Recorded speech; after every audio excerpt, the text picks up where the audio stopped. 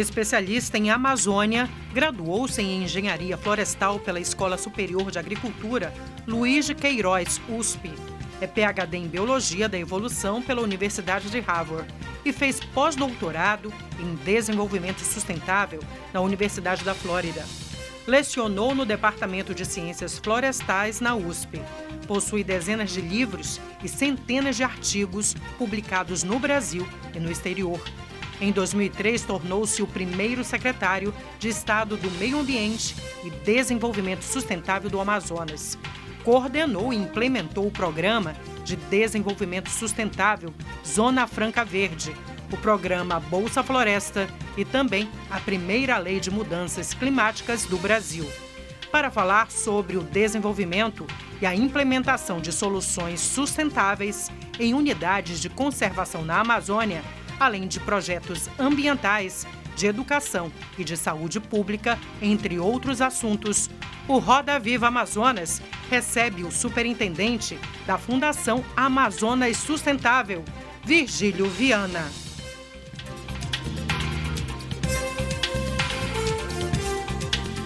Olá, boa noite. Começa agora o Roda Viva Amazonas, Canal 2, TV aberta, Canal 13, NET. Vamos começar pela bancada de entrevistadores. Hoje ela é composta pelos jornalistas Liege Albuquerque, mestra em Ciências Políticas e também professora do curso de jornalismo da FAMetro. Rafael Tavares, repórter do Portal em Tempo. E ainda Lani Guzmão, assessora de imprensa da Defesa Civil do município. Sejam todos bem-vindos. Você vai acompanhar também a arte em tempo real do artista plástico Euros Barbosa. Muito boa noite. Superintendente da Fundação Amazonas Sustentável, Virgílio Viana. Obrigada por ter aceito participar do Roda Viva Amazonas para falar das ações e dos projetos da Fundação Amazonas Sustentável, que comemora aí uma década de trabalho em prol do desenvolvimento sustentável da Amazônia. Ano passado recebeu, inclusive, um prêmio, foi considerada a melhor ONG da região norte pelo Instituto DOAR. Também conseguiu aí desacelerar o desmatamento em quase 60% nas áreas onde atua, beneficiando quase 40 mil pessoas dessas unidades de conservação, gerando renda extra. Promover a cidadania é o melhor caminho para reduzir as desigualdades e ainda valorizar a Amazônia? Boa noite, Artemísia, boa noite, ouvintes. Eu concordo totalmente com o que você acabou de dizer. Promover a cidadania é muito importante, porque quando a pessoa está diante de uma necessidade extrema, ela é capaz de pensar só a curto prazo e não a longo prazo. Se o seu filho tiver com fome, você vende um pé de mogno por qualquer preço para saciar a fome, né, do seu filho ou qualquer outra necessidade. Então, construir a cidadania, melhorar a qualidade de vida, é essencial para combater o desmatamento. Por isso que a agenda da melhoria da qualidade de vida, ela está muito ligada à agenda da conservação ambiental. Às vezes se pensou isso como agendas separadas, mas nos últimos muitos anos, todos aqueles que trabalham com o conceito de desenvolvimento sustentável veem isso como uma agenda muito interligada. E uma das coisas que me faz lembrar é uma ocasião com o Nelson Mandela, onde eu ouvi dele uma frase muito marcante, que se ele tivesse diante do último elefante de uma espécie ameaçada de extinção, ele não hesitaria em puxar o gatilho e matar aquele elefante se a família dele estivesse morrendo de fome. Então, assim, a pobreza, ela não vai bem com a conservação. A conservação vai bem com a prosperidade. Virgílio, nós falamos aí, e você fala principalmente sobre a promoção da cidadania, mas levar essa promoção para a cidadania, para a cidade do interior, no Amazonas, que é um estado de dimensões continentais, é meio complicado pela logística, até chegar no município e também fazer com que as pessoas entendam que é melhor preservar e manter para futuras gerações do que desmatar e conseguir alguma renda a priori muito rápido. Como é levar essa consciência de que a gente precisa preservar para os ribeirinhos no Amazonas? fazendo, Rafael, com que essa seja uma agenda concreta. Não basta dizer, teoricamente, que conservar a natureza é importante. É necessário mostrar que essa conservação se traduz em benefícios objetivos para aquela pessoa. Cito um exemplo, o manejo do pirarucu. O lago pode ser manejado de uma forma sustentável ou explorado de maneira predatória. O que nós temos observado no Médio Solimões, no Juruá, enfim, muitos locais onde trabalhamos, nas 583 comunidades onde trabalhamos, é que o manejo do pirarucu é um melhor negócio do que a exploração predatória para quem mora lá. E isso o caboclo é muito inteligente.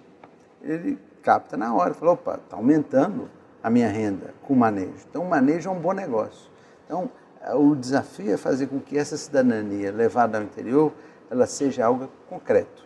E falando sobre renda, mas no que diz respeito à educação, que é um outro tema que a Fundação trabalha bastante.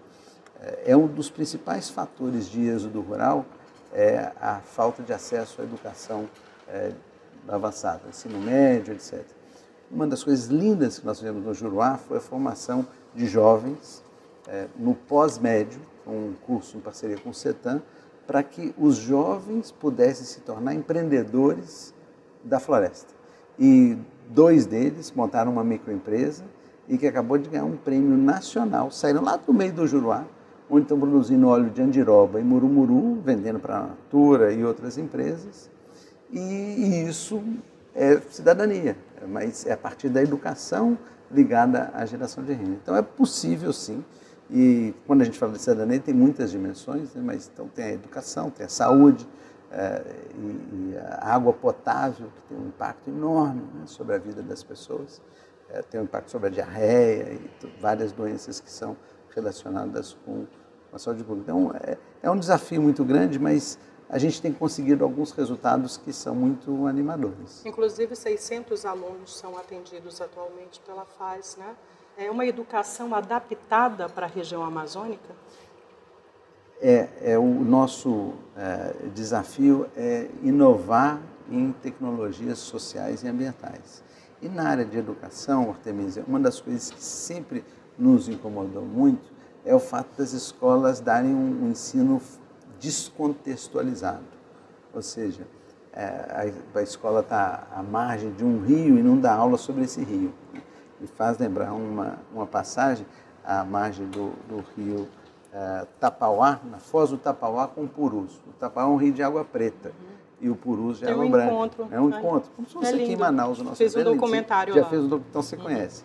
E estava tendo um evento na escola e aí eu perguntei para a diretora, falei, diretora, tem alguma aula sobre o porquê um rio tem água preta e outro tem água branca? Ela olhou para mim e falou assim, não. Fiz a segunda pergunta, tem alguma aula sobre os peixes, o porquê os peixes de um rio são diferentes? Ela falou, não. Eu fiz a terceira. Tem alguma aula sobre manejo de peixe, já que todos aqui são principalmente pescadores? Não. Eu fui ver a biblioteca que estava sendo entregue naquele dia pelo governo. E não tinha nenhum livro sobre a realidade dos peixes, das plantas, da história, da geografia. Então, acho que um dos desafios é mudar radicalmente isso. E nós temos 9 mini-universidades, que eu chamo, na verdade, são núcleos de conservação e desenvolvimento sustentável, que procuram fazer um laboratório de inovação sobre como dar aula sobre o manejo do pirarucu, o sistema agroflorestal, etc. E não apenas dar aula, botar a mão na massa, aprender fazendo, aprender a fazer sistema agroflorestal plantando as árvores e as plantas, etc., relacionadas com isso, fazendo a produção do artesanato, e, enfim, todas as atividades que fazem sentido para aquelas localidades. E esse é um dos eixos principais que nós trabalhamos, e com resultados muito interessantes. Uma das coisas que mais nos anima é o fato desses locais onde nós atuamos estarem recebendo pessoas que tinham emigrado para as cidades, estavam morando nas invasões de Manaus ou de outras cidades, e com acesso à educação para os filhos, voltaram com os filhos. E eu acho que esse é um dos desafios, a gente evitar a drenagem de cérebros de jovens do interior da Amazônia profunda para as cidades. Porque muitas comunidades não têm mais jovens, tem só os adultos, porque os jovens vão e se perdem. Professor, aproveitando a sua observação sobre as escolas, né, sobre essa falta do ensino regionalizado, quero lhe fazer essa pergunta. Acho que em 2003, quando o senhor estava chegando, eu fui uma das primeiras repórteres a fazer uma entrevista com o senhor como secretário de Meio Ambiente. O senhor estava extremamente empolgado, implantação da Zona Franca Verde, e a Zona Franca Verde acabou não indo para frente. Eu queria que o senhor fizesse uma análise por quê. Penso que a FAES não teria o sucesso que tem se não tivesse mais na iniciativa privada do que atrelada ao governo. O senhor acha que eu estou equivocada nesse pensamento? Porque a Zona Franca Verde, que era só do governo, não foi adiante. E a FAES é um sucesso. Olha, Oliege, primeiro eu acredito que fazendo uma análise isenta do ponto de vista dos viés partidários, eu fui um secretário à época sem vinculação partidária, né? Quando fui convidado para ser secretário foi com esse entendimento, teve vários sucessos importantes, né? que merecem ser registrados. Um deles é a agroindústria do açaí. Isso foi parte super importante daquilo que tínhamos idealizado e foi uma inovação, porque até então o que se fazia com política pública é apoiar mini-usinas geridas por associações e cooperativas que tiveram uma taxa de sucesso muito baixa por causa do perfil de gestão. E o que a gente fez foi estimular empreendedores privados que abrissem com financiamento pequenas usinas. E a gente tem hoje um legado disso. Tem a usina de Carauari funcionando, tem Manacapuru, tem o Maitá, enfim, tem umas 10 usinas que fazem parte desse legado. Rio Preto da Eva e outras coisas que valeria mencionar. Agora, com relação a essa questão do governo versus o terceiro setor, esse é um ótimo ponto que você levanta. Tenho pensado muito sobre isso, e escrito e refletido. Eu acredito que nós tenhamos que pensar no desenvolvimento como fruto de diversos atores. Diminuir a expectativa com relação aos governos. Os governos são muito burocráticos, muito ineficientes e tem o problema da corrupção, que é um problema sério no Brasil. Não é aqui, ali, é sistêmico. Então, eu acredito que numa visão contemporânea de desenvolvimento, nós deveríamos dar mais atenção ao papel da sociedade civil como um todo. E aí as ONGs têm um papel importante. E depois os empreendedores privados também têm um papel importante. E nesse contexto eu vejo muitas coisas positivas acontecendo por trás dessa maré de notícias ruins que o Brasil vem vivendo nos últimos tempos.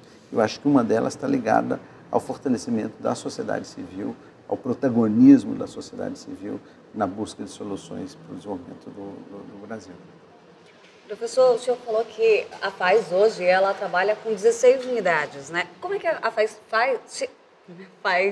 chega até essas comunidades, chega até essas unidades? Porque a gente, como o colega já citou, o Amazonas é muito grande, a gente tem muitos municípios, muitos ribeirinhos, muitos deles, inclusive, que utilizam ali, não só da pesca, mas a madeira para comercializar, principalmente no sul do estado, onde a gente ainda tem esse problema, né, do desmatamento próximo ao sul do estado. Como é que é esse trabalho? Vocês chegam até essas unidades? Esse trabalho é fruto de muita luta, muita garra, porque não é fácil. Então, a gente tem uma equipe que vai para o campo e a gente monitora com muitos indicadores isso. Eu acho que uma das características da FAES, aliás, falava dessa questão do reconhecimento, do sucesso, está muito ligado à gestão, à questão dos indicadores, como monitorar isso. Não basta fazer uma coisa com boas intenções, a gente tem que medir, se foi realizado, e 2, qual foi o impacto, aumentou a renda ou não aumentou a renda? E a sua pergunta sobre como chegamos até lá. A gente chega de todo jeito. Tem lugares muito distantes que a gente tem que, às vezes, voar até Cruzeiro do Sul, de Cruzeiro do Sul pegar a estrada, saltar no Rio Gregório e descer, como eu fiz, 4 dias de voadeira, baixando, e às vezes a voadeira não passa, como é o caso agora, do Rio Gregório, que já está bem seco, tem que ser de rabetão. Então, vai de tudo, rabetão, Barro Recreio, e enfrentando os desafios dessa Amazônia profunda. Mas a gente tem uma equipe na FAS de 104 colaboradores, é uma equipe super aguerrida, super entusiasmada e que acho que isso se relaciona com esse tema do papel das ONGs versus o governo. Então, o que eu sinto é que nas organizações da sociedade civil existe mais entusiasmo, mais paixão, mais entrega. E as pessoas trabalham por um ideal porque veem resultado. E eu acho que chegar nesses lugares só é possível por causa desse nível de dedicação, de compromisso que a equipe da FAS tem. Virgílio, eu toco num assunto que nós já conversamos um pouco aqui sobre a educação regionalizada, mas eu queria saber dessa problemática. Por quê? Se não existe uma educação voltada para a temática local, não seria por causa da falta de profissionais que também não sabem falar sobre esse assunto, porque quando há alguns, aí, digamos que de concurso, ou enfim, edital para que hajam mais professores nas escolas, geralmente são pessoas da capital, que são formadas na capital e estão distantes daquela realidade lá do interior. Olha, Rafael, esse é um tema que tem muitas origens, né? Primeiro, eu acredito que o Brasil padece de uma homogeneização das políticas de educação. Ainda que a legislação permita hoje, mais do que no passado, essa adaptação dos currículos, a gente tende a ter currículos que são uniformes no Brasil. E um apetite muito pequeno dos governos para ousar e inovar. Então, cito o exemplo do ensino fundamental, que é a primeira etapa, na Fundamental 1. Nós desenvolvemos um livro para apoiar professores a inserir dentro da sala de aula o pirarucu, o açaí, o cacau, etc. Isso é uma coisa que a gente tem um esforço enorme para convencer as prefeituras a adotarem isso como material de apoio aos professores. O desafio é motivar os professores para isso, porque eles não tiveram essa formação, eles não estudaram das suas universidades esses temas. Então, por que ele ou ela vai se interessar com isso? Então, é um desafio enorme de sensibilizar os professores, animar os professores para essa agenda. E eu sinto que esse tema da regionalização é essencial para que as pessoas aprendam não apenas o conhecimento tradicional, mas sim aprendam um conhecimento que seja relevante para a sua vida. Ao sair da escola, aquele menino jovem, ele tem que ter mais condições para viver melhor. E esse eu acho que é um dos desafios da educação regionalizada para a Amazônia. No próximo bloco, nós vamos falar do programa Bolsa Floresta. Você acompanha a entrevista com o superintendente da Fundação Amazonas Sustentável, Virgílio Viana. Nós vamos ao intervalo. Roda Viva volta já.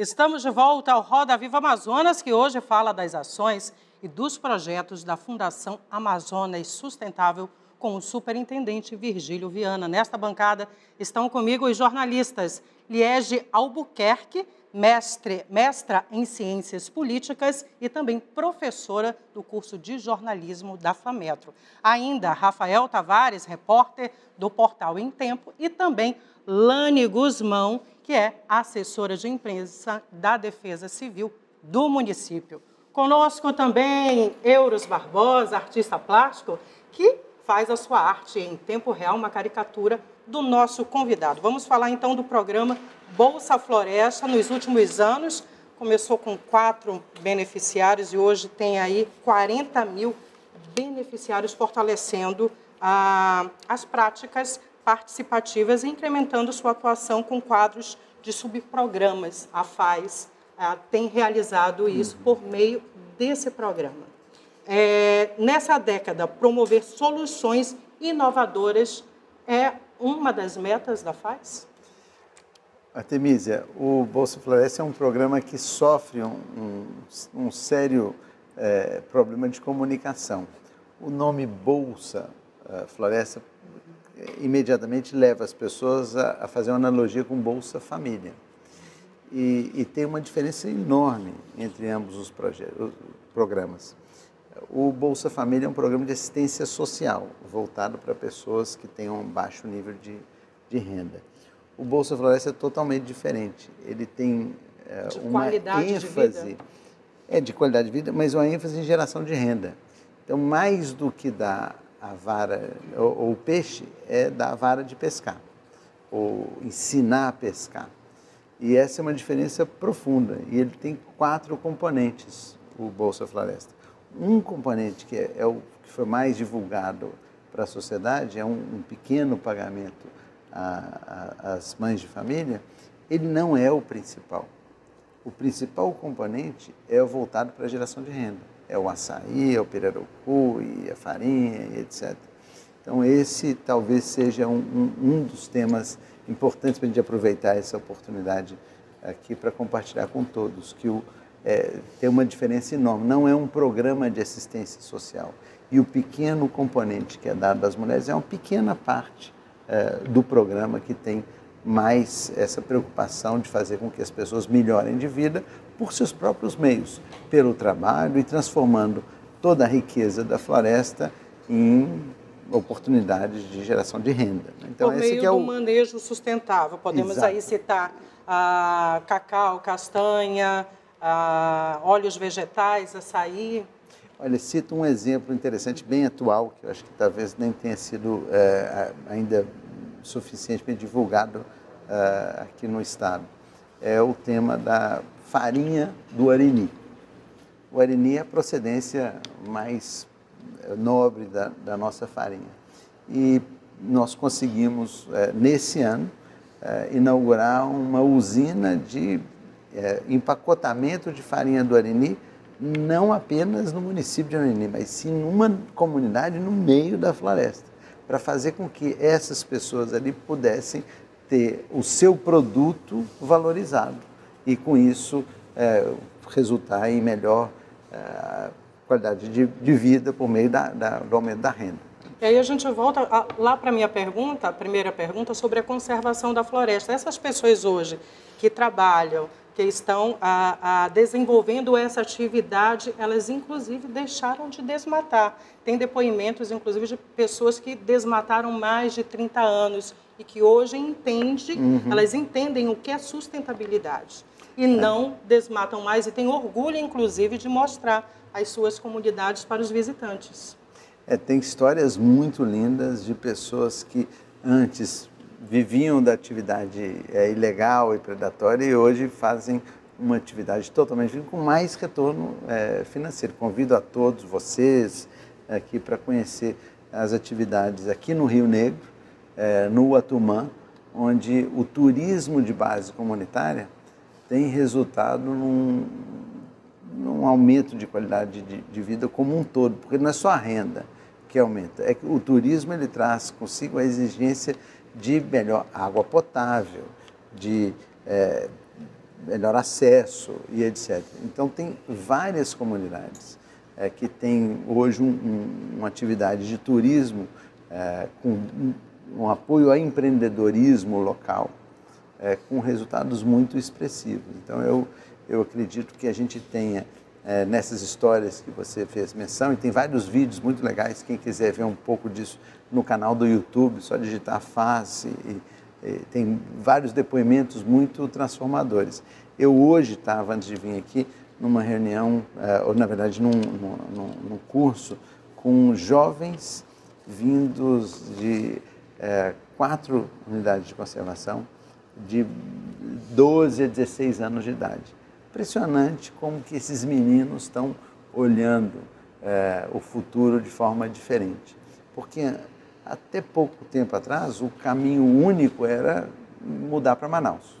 E isso foi a tragédia brasileira que fez com que 80% do Brasil virasse urbano e as cidades não conseguissem absorver tudo isso. Isso criou um caldo de cultura para a violência e outros problemas que a gente tem nas áreas urbanas. Esses jovens estão vendo a perspectiva de vida, de permanecer lá, e permanecendo lá, tendo mais renda e tendo melhor qualidade de vida do que morando numa invasão em Manaus ou num bairro pobre de Tefé ou de outras cidades do interior. Eu acho que essa combinação de valorização do conhecimento caboclo e investimento em soluções simples para fazer com que a floresta de fato tenha mais valor em pé do que derrubada, é que isso está levando à redução do desmatamento. Então é um caminho inovador, porque durante muito tempo, a Liege que acompanha não o início desse nosso trabalho, a ênfase toda era em fiscalização. E a gente vem defendendo há muitos anos que a ênfase tem que ser em cidadania. A pessoa melhorando de vida, entendendo quais são os benefícios para ela mesma, né, do manejo do lago, do rio, da floresta, etc., ela acaba caminhando nessa direção. E isso é o que explica a redução do desmatamento. Eu estava vendo hoje, pela manhã, os dados de focos de calor. Os focos de calor no Amazonas aumentaram esse ano, no estado do Amazonas, mas dentro das unidades de conservação onde a gente atua, eles diminuíram em relação ao que tínhamos no ano passado, ou seja, a gente está em trajetórias opostas. E isso está muito relacionado à consciência das pessoas, mas não é uma consciência platônica, é uma consciência inteligente, a partir do momento que as pessoas fazem um nexo entre o conservar e o melhorar de vida. Entre o não ter queimada e não ter doenças respiratórias. Porque essa é uma coisa que precisa ser também mais divulgada, a relação entre o desmatamento, as queimadas e saúde pública. Quem está em Manaus sofre, ainda que muitas vezes não se dando conta, da poluição do ar. Manaus chega a ter níveis de poluição do ar muito piores do que cidades como São Paulo, durante o período do verão, quando as queimadas chegam. E isso, então, afeta a vida das pessoas, afeta até doenças cardiovasculares. Tem dados muito interessantes de pesquisa mostrando isso. Então, é importante todo mundo ver que a conservação ambiental é algo positivo, ou porque você melhora de vida ganhando dinheiro com o manejo do peixe, do açaí, etc., ou porque você respira um ar mais puro e isso faz bem à saúde. É interessante que, além da prática da preservação, eles se tornam defensores também da floresta. Esse dado que você falou é super interessante, né? Se os focos de calor diminuíram nas UCs onde a FAES está, aí já vem minha crítica ao governo de novo, né? Sempre pró-terceiro setor. Imagina se o governo tiver, os governos, né? Estou falando de novo, como o senhor mesmo falou, não é especificamente de partido nenhum, é dos governos, né? Que investem muito pouco no interior do Amazonas, né? Investem muito pouco em aproveitar essa nossa biodiversidade de uma forma mais, digamos, mais industrial mesmo, né? A gente vê o CBA, ele está às baratas, né? O CBA até hoje não está atuando como deveria atuar. Então, eu fico imaginando a quantidade de fármacos, de cosméticos maravilhosos para a nossa pele, que podem estar escondidos aí na floresta sem que a gente tenha um centro que pesquise, né? Porque o INPA é muito solitário nisso, e o CBA vinha com outra proposta. Então, assim, o senhor deve, óbvio, o senhor deve acompanhar esse imbróglio do CBA. Ele poderia ser um parceiro para a FAES, para esses pequenos cientistas que devem ter no meio dessas florestas? Poderia ser um parceiro? Liege, esse é um tema que está há muitos anos precisando de uma solução do ponto de vista de políticas públicas apropriadas. Como gerir o CBA de uma maneira eficiente. E eu tenho certeza que esse é o caminho para o futuro do Amazonas. A médio e longo prazo, as tecnologias de celulares, televisão e etc., elas tendem a mudar muito. E é possível que Manaus não tenha a mesma competitividade no futuro.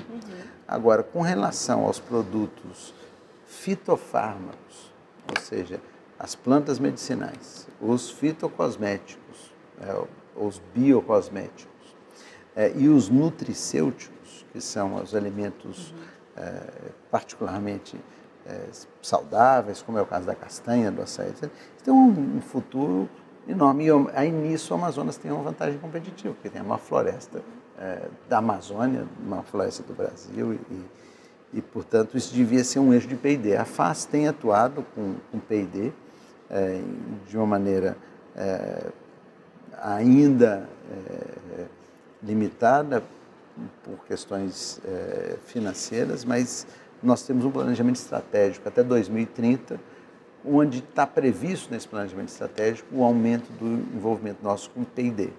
O P&D é pesquisa e desenvolvimento. Né? E nós estamos criando, com o apoio do BID, uma incubadora de negócios, onde nós vamos alojar pequenas empresas daqui, de jovens. A gente está muito próximo da UEA, da UFAM, da Newton Lins e de outras universidades aqui de Manaus, fazendo com que a gente crie oportunidade para jovens começarem pequenas empresas para fazer produtos a partir da nossa biodiversidade. Eu acho que isso pode apontar para um caminho promissor para o nosso futuro. Eu não tenho dúvida que, nesse contexto, o CBA tem um papel importante a desempenhar e isso tem que ser visto, a meu ver, de uma maneira integrada com as outras instituições. Não é só o CBA, é o FAM, que tem um potencial enorme, a UEA, e eu estava conversando ontem mesmo com o reitor da UEA, o professor Kleinaldo, sobre a importância que ele vê nessa área dentro do planejamento estratégico da UEA. Então, acho que todas as universidades podem ter um papel muito importante nisso. Agora, isso tem que estar ligado com as comunidades, não é uma coisa dissociada. Não adianta ter aqui uma microempresa que processa o açaí e transforma o açaí numa cápsula para que possa ser exportado, etc. Tem que ter o fornecimento do açaí. E isso implica em organizar as comunidades, em fazer com que a logística funcione. Essa é a área que a FAS tem foco e desenvolveu sua competência. E, portanto, a gente tem uma parte de uma cadeia que ela é mais ampla. Gílio, aproveitando a problemática trazida pela Liege, o número aí do Bolsa Florestal subiu de 4 para 40 mil beneficiários, o que mudou a vida dos ribeirinhos, proporcionou mais qualidade de vida. Só que, nesse momento em que você fala de desenvolvimento do interior, poderia haver aí um apoio à BR-319 que poderia provocar um desenvolvimento econômico também sustentável para outras regiões do Amazonas, e não somente a escoação do produto da capital? Olha, a agenda da BR-319 é uma agenda complexa. Primeiro, porque é natural que o Amazonas busque uma solução para o problema de logística. E, com relação a isso, acho que não há dúvida que é oportuno melhorar, é necessário melhorar a logística, tanto para a mercadoria que chega, quanto que é exportada do Amazonas. A história das rodovias na Amazônia como um todo era uma história trágica. E aí não é opinião, são fatos. Basta olhar os resultados das análises do que ocorreu em Rondônia, do que ocorreu no Pará, e no Acre, etc. Se não forem tomadas medidas eficientes e eficazes para reduzir o desmatamento antes da pavimentação, corre-se o risco de ter um desmatamento desordenado. No papel, isso está previsto, né, que serão implementadas medidas, só que essas medidas ainda não foram implementadas. Eu acho que esse é um tema importante. A Secretaria do Meio Ambiente, o secretário Marcelo Duda, tem dado atenção a isso. Eu acho que é um tema que merece aí a atenção grande nisso. Eu, particularmente, acho que deveríamos explorar mais a oportunidade de uma ferrovia. Os chineses estão muito ativos no Brasil hoje. Existe um projeto, né, de interligar o centro-oeste do Brasil ao Pacífico, com financiamento da China. Acho que com a silvinita, né, que é a produção do adubo do potássio, às margens desse eixo poderiam viabilizar uma ferrovia. A ferrovia tem grandes vantagens sobre a rodovia. Então, acho que esse é um tema que deveria ser dado mais atenção também. A possibilidade de fazer uma ferrovia que aí os impactos sobre o desmatamento são muito menores. Porque o problema não é a estrada em si, é o acesso que a estrada cria para a atividade ilegal de grilagem de terras e desmatamento e produção madeireira ilegal. Esse que é o centro da questão. E a ferrovia tem enormes vantagens com relação a isso. Essa estrada ela não facilitaria também? Eu entendo a situação da ferrovia, mas o que muitos produtores questionam, e eu falo produtores até aqui próximo, Itacoatiara é produtor ali, em Novo Remanso a gente tem abacaxi, né, que é grande produtor de abacaxi, que está praticamente vendendo apenas aqui, é difícil exportar. E a estrada facilitaria muito isso. A ferrovia, não sei, não tenho conhecimento da ferrovia, mas até que ponto isso iria ajudar nesse escoamento da produção? Mas a gente tem muitos produtores aqui próximo, Novo Airão, Rio Preto, Itacoatiara, que ficam ali com o seu produto, não tem como expandir, porque você não tem para onde ofertar isso. E é muito bom o abacaxi de Novo Remanso. E quando você consegue tirar daqui, você tira daqui para Boa Vista, que também você não consegue crescer muito, você tem Boa Vista e é limitado, né? Poderia, facilitaria muito. O senhor responde essa pergunta no próximo bloco. Nós vamos ao intervalo. Roda Viva, volta já.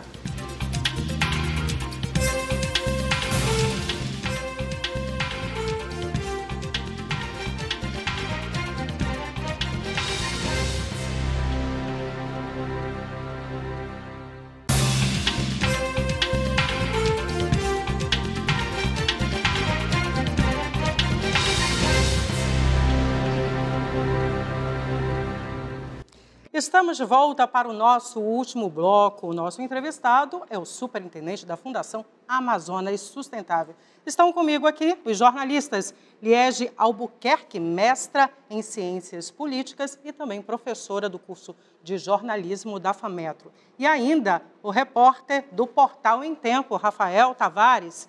Lani Guzmão, também assessora de imprensa da Defesa Civil do município. Nosso querido Euros Barbosa, artista plástico, que está finalizando a caricatura do nosso convidado. Gostaria que a Lani repetisse a pergunta que ela fez ao final do segundo bloco. Sim, professor, em relação a... O senhor estava falando sobre a ferrovia, né, que ficaria no lugar da BR-174. Só que isso não limitaria... o que mais se questiona no interior, nas cidades próximas a Manaus, que produzem bastante coisa, como o Novo Remanso aqui em Itacoatiara, que produz um abacaxi maravilhoso, é em relação a esse escoamento, que fica difícil. Você não tem como ampliar a produção se você não tem aonde escoar. O mercado consumidor praticamente é Manaus. Quando você sai daqui, você sai para Boa Vista, que também não tem como expandir, né? E como é que fica? Como é que o senhor enxerga isso? Olha, a ferrovia, do ponto de vista do transporte de cargas, ela faz, a grosso modo, o mesmo papel que uma rodovia, com vantagens, porque o custo do transporte é inferior.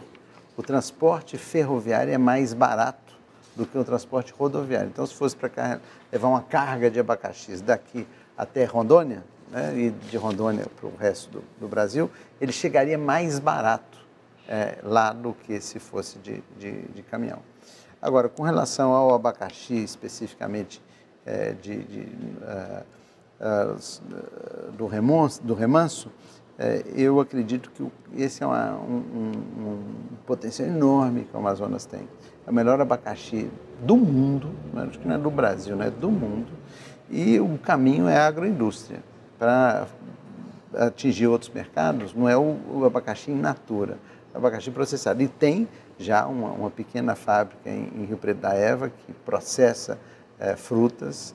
Eu acho que esse aqui é o caminho. O Amazonas podia ter dezenas de fábricas processando o abacaxi, o açaí, o camu-camu, enfim, todas essas frutas tropicais têm um potencial enorme. Eu acho que esse é um eixo com enorme potencial de desenvolvimento. O que nós precisamos ter um pouquinho de atenção com relação ao abacaxi é a questão do uso de agrotóxicos, né? Porque muitas vezes o que a gente tem observado é que não vem sendo respeitado o receituário agronômico, com uso acima dos níveis permitidos. Muitas análises de pesquisa têm demonstrado níveis de agrotóxicos acima do necessário. Então, é muito importante que os órgãos de assistência técnica trabalhem nesse sentido para que a gente não tenha um produto com esse tipo de problema. E que a gente estimule também a produção orgânica. O mundo inteiro está cada vez mais voltado para isso, porque todos nós vamos nos dando conta que a saúde é o ativo mais importante. E quanto menos consumimos de agrotóxico, melhor, porque tem relação entre agrotóxico e câncer, né? Então, eu acho que um dos temas que nós deveríamos trabalhar mais é a produção orgânica, e aí o açaí na sua grande maioria, orgânico, e muitos outros produtos também. A nossa farinha, em grande parte, ela é também orgânica, e eu acho que o abacaxi também podia seguir nessa direção. Um trabalho de destaque é da empresa de base comunitária. Essas unidades, elas capacitaram os moradores para que esses moradores coletem de forma correta essas sementes. Podemos citar aí andiroba, murumuru também. E já tem o resultado. O ano passado foram coletadas quase 2 toneladas, que foram produzidas quase 2 toneladas de produtos por meio desse trabalho das empresas de base comunitária. Esse é um caso lindo. São 2 jovens lá do Juruá, da comunidade do Bauana, que fica a mais ou menos 6 horas de voadeira de motor 200 acima de Carauari, umas 12 horas de barco recreio, e que montaram ali uma pequena empresa. Eles são jovens de 22 a 24 anos de idade, nascidos ali mesmo, e que ganharam um prêmio nacional no ano passado de empreendedorismo. E é uma história linda, porque eram jovens que, se não fosse isso, estariam provavelmente morando na periferia de Carauari, ou de Tefé, ou de Manaus. E estão ali e venderam no ano passado um produto de primeira qualidade para a Natura. Foram 2.000 quilos de óleo de andiroba e murumuru em container, com controle de acidez, enfim. É muito interessante, e agora estão dando novos passos nas próximas safras. O que eles têm planejado é produzir o produto com destino ao consumidor final, as pequenas embalagens de andiroba, lá no meio do mato, não é na cidade, não é na sede do município, não é nas comunidades no meio do mato. Eu acho que levar essa cidadania, levar essas oportunidades de geração de renda para quem nasceu nessas comunidades, eu acho que isso muda radicalmente a nossa perspectiva de futuro para essas pessoas. E também é uma maneira de conservar, porque, como a gente dizia antes, ao fazer com que a floresta tenha mais valor em pé do que derrubada, a propensão a desmatar diminui. E com isso a gente tem menos fogo, menos desmatamento. Deixa eu falar um pouquinho assim, de onde vem a grana da FAES, assim. São 10 anos já, e o senhor sente que talvez seja um clichê, que a gente fala que quem está mais interessado na Amazônia é o mundo e não o Brasil. Vem mais dinheiro de fora ou vem mais dinheiro de dentro, do setor privado, na verdade, né? O senhor tem dificuldade de procurar investimento, procurar financiamento, ou não? Tem vindo financiamento para os projetos? Olha, e de onde? Liege, é uma batalha. Fazer uma instituição do zero e fora do eixo Rio-São Paulo é difícil, porque a gente não está no burburinho das coisas, né? Nossa fonte de financiamento principal é o Bradesco. O Bradesco, desde o início, foi o principal parceiro da Fundação. A gente basicamente não trabalha com recurso público. Nós tivemos uma única doação do governo que já foi executada na sua plenitude. Então, o Bradesco é o número 1. Depois nós temos empresas que são sediadas no Brasil, como é o caso da Samsung, da Coca-Cola, e aí um universo grande de pequenos... Motor Honda também, a Honda, né? Tem várias empresas daqui do distrito. E agora não é fácil, porque o Brasil não tem uma cultura de doação e a política de impostos não estimula isso. É diferente de outros países do mundo. Por que não há esse estímulo? Olha, Artemísia, é uma falta de tradição, né, nisso e significa que nós não temos, por exemplo, no caso da herança, uma tributação elevada. Nos Estados Unidos, a tributação sobre herança é altíssima, o que leva muitas pessoas a fazerem a constituição de fundações. Então, não existe a Fundação Ford, que era da família Ford, que doou, então tem uma grande fundação. E assim vai, MacArthur e tantas outras. A gente não tem isso. E um dos temas que hoje nós discutimos, eu fui convidado a fazer parte do conselho diretor do GIF, que é a Associação das Organizações do Terceiro Setor do Brasil. E uma das coisas que nós discutimos é como melhorar a legislação para estimular o financiamento da sociedade civil. Eu acredito piamente que nós deveríamos apoiar muito mais as organizações da sociedade civil em todos os ramos, não apenas no ramo esse ligado à área ambiental e social, mas na área da cultura, na área dos esportes.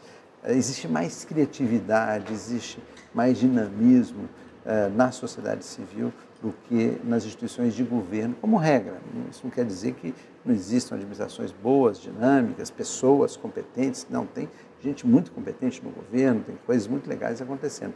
Mas, como regra, eu acredito que nós deveríamos estimular mais a inovação, a criatividade, especialmente dos jovens, né, que estão entrando no mercado de trabalho, e é um mercado de trabalho que tem menos emprego.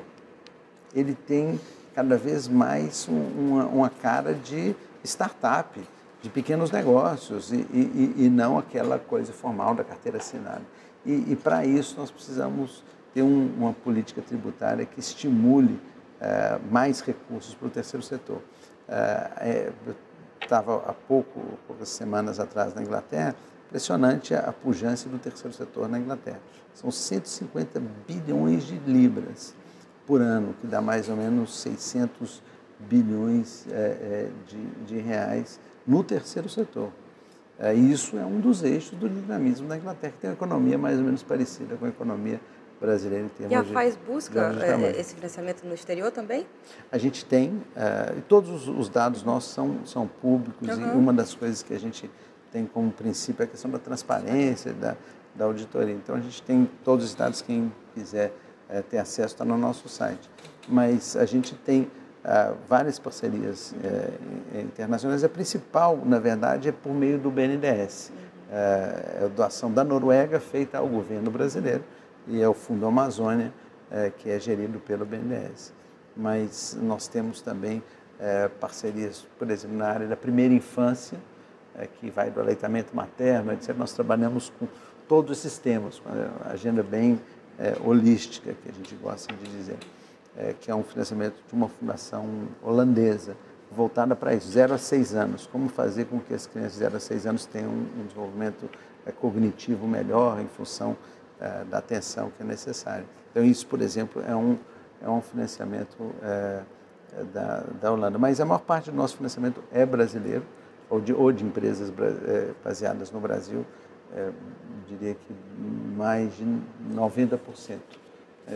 A fração que vem direto do exterior é pequena, mas são instituições brasileiras. E nós somos também uma instituição amazônida, composta majoritariamente por pessoas daqui do Amazonas e de outros estados amazônicos. A gente tem mais ou menos 70% dos colaboradores são do Amazonas e uns 20% de outros estados da Amazônia e só uns 10% que são de outros estados fora da região. Então, ela tem uma cara bem cabocla, assim, bem da terra mesmo. Desculpa. Eu saio um pouco desse debate sobre o interior e falo um pouquinho sobre a capital em relação ao quê? Existem notícias de que Manaus é a segunda capital menos arborizada do país, só perde para Belém, nossa vizinha, inclusive, do estado vizinho. E aí não faltam políticas públicas para conscientizar não só sobre a sustentabilidade no interior, mas também na capital, tendo em vista que existem vários projetos aí por parte das ONGs, mas, enfim, as políticas públicas deixam um pouco a desejar? Eu acho que sim. não há dúvida que esse índice ele fala por si só, né? Não é nem uma questão de opinião. O índice é péssimo. E num lugar que é quente, né? E a árvore, além de ser uma questão estética, ela é o ar-condicionado mais barato que nós podemos ter, uma sombra de uma árvore. E acredito que a gente padeça muito do problema de ter uma dinâmica do crescimento urbano em Manaus pautada pelas invasões. Então, quando existe uma desorganização da ocupação do espaço, então não existe espaço para praça, ou para calçada, ou para árvore, ou para o quintal, né? E esse talvez seja o pano de fundo desse índice muito ruim de arborização que temos. É necessário pensar em medidas estratégicas para fazer com que diminua-se a expansão imobiliária baseada nas invasões e passe a ser uma expansão da cidade mais baseada em planejamento e desse planejamento ter espaço para áreas verdes.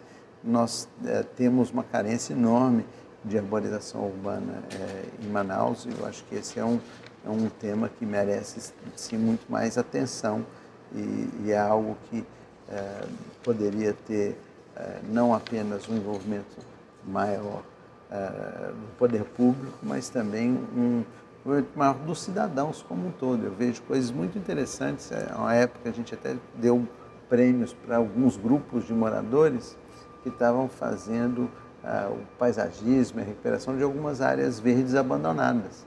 É possível ter também, voltando a esse ativismo da sociedade civil, a iniciativa de grupos de pessoas, de estudantes, e que possam pegar ali o bairro, arrumar uma muda de uma planta ou outra e recuperar alguns espaços. Eu acredito muito também nessa ferramenta, além, obviamente, do poder e do papel dos governos.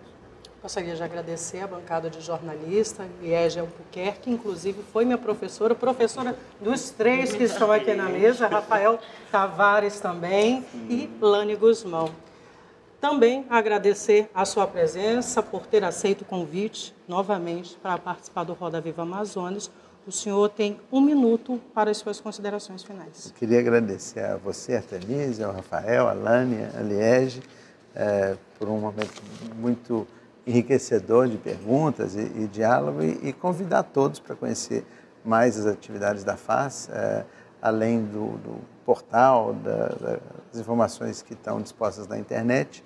Nós temos uma atividade que é mensal, chama Feira da FAS, e que ocorre no 3º domingo de cada mês e é um espaço legal de interação e que a gente também abre para a exposição de produtos ligados a essa economia circular, a economia sustentável e também a arte, cultura e lazer. Então, convido a todos a participar disso e agradeço a oportunidade. Agradeço também a arte de Euros Barbosa, que toda semana nos presenteia aqui no Roda Viva Amazonas e vai entregar agora a caricatura do nosso convidado. Presente do programa. Deixa eu ver. Tá ótimo. Que ótimo. É super legal. Acompanhe o Roda Viva também pelas nossas redes sociais, YouTube, Facebook, Instagram e também no aplicativo Mando. O Roda Viva vai ao ar todas as quintas, às 10h30 da noite. E eu, claro, espero você. Até a próxima semana.